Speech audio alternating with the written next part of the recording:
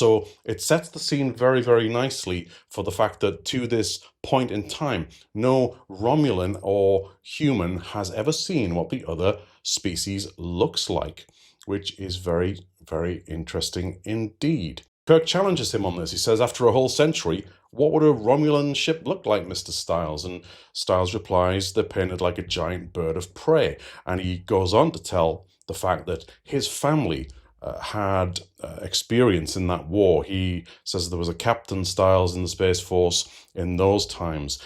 Kirk, ever the leader, reminds his officer that that was their war.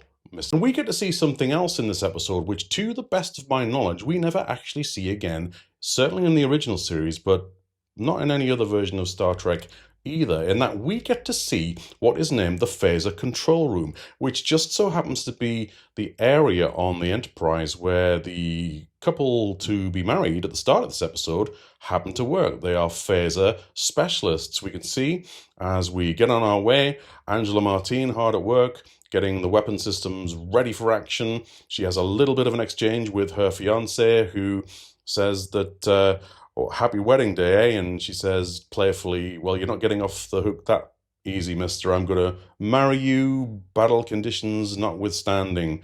And then we get some procedural stuff, which I always like. We see some guys in overalls in the phaser control room and some guys behind them in standard red uniforms and one in a red coverall just saying starboard phasers show ready and midship phasers show ready. And this illustrates to us that we have phasers throughout the hull of the Enterprise that can fire in different directions, which is interesting. And this is the big reveal of the episode, that the Romulans, bearing in mind no human has ever seen a Romulan before, that 100 years war was fought without visual communication.